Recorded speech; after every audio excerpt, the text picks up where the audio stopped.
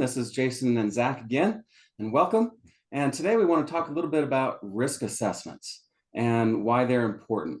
And specifically, what a risk assessment is.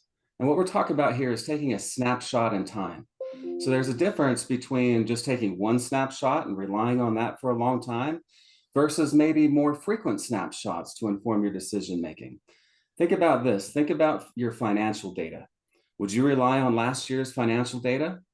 Might be good for a snapshot on what you did last year, but probably not as relevant on what you're doing this year. Zach, what's your take on risk assessments? Yeah, I am a big believer in doing regular risk assessments. The same thing as to why you go in for yearly checkups and why you should go more frequently than yearly the older you get and the more complex issues you have. Same thing with regular risk assessments. You need to make sure that your environment is stable, you need to make sure that it's secure, and the only way to do that is to continuously evaluate what you have going on. And it's really important because one of the biggest things we do in the security industry is proactively identify threats and mitigate them. That's the best way to manage a risk.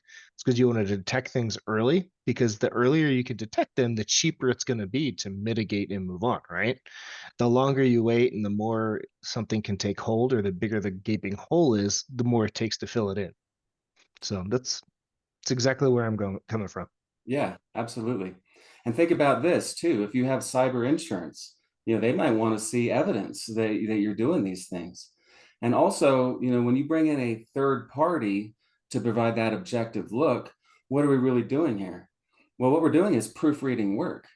Think about proofreading your own work, for example. It's really hard because you have that bias, and it's a fresh set of eyes that comes in. It really provides that objective look. And that's why it's important to have a third party conduct a risk assessment as opposed to maybe your own existing team. Oh yeah, you never want to perform a risk assessment on yourself. I mean, it's the analogy I use all the time, Jason. You know this. It's a self-licking ice cream cone. You know, you're eating ice cream, but it's going back into the cone, so it's just replenishing itself.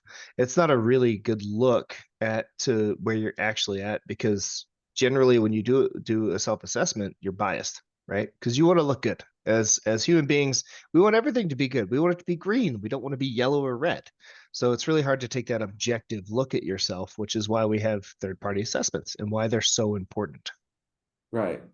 But at least by identifying some of the things that might be in the red or yellow, now we can prioritize what we want to fix first, right? And make sure that we're informing our decision making. And that's really what this comes down to, is we're taking the intangible nature of cybersecurity, because typically you can't touch it, can't seal it, you can't see it, and you can't feel it. But now through risk assessments, now we can see where the issues are. And now we can make appropriate decisions on how to apply resources and what risks we want to mitigate. And also, for that matter, what risks we want to accept. And as long as we're documenting those decisions, then we're covered in terms of evidence and documenting your decision making. Yeah, I mean, again, it comes back to just understanding your risks, being able to prioritize those, and then take a good look at the resources you have to be able to allocate. If you don't understand your risks, then there's obviously no way to have a budget or an allocation of resources at all. So for sure, that's right on, nail on the head. Yeah, absolutely. So think about getting a risk assessment done for yourself and your company, and we can certainly do that for you. We can provide that third party objective look and really start to inform your decision making there. Anything else to add, Zach, before we wind this up? Yeah, the only thing I have to add is even if you don't have compliance or regulatory measures that mandate you do a risk assessment, you really need to do one. I mean, based off of the fact that there are a whole bunch of 0 days and advanced threats that are out there, and they're continuing to evolve every day, every minute, every hour, you really need to continuously look at yourself and make security decisions and prioritizations. Yeah, absolutely. And especially in today's world of litigation.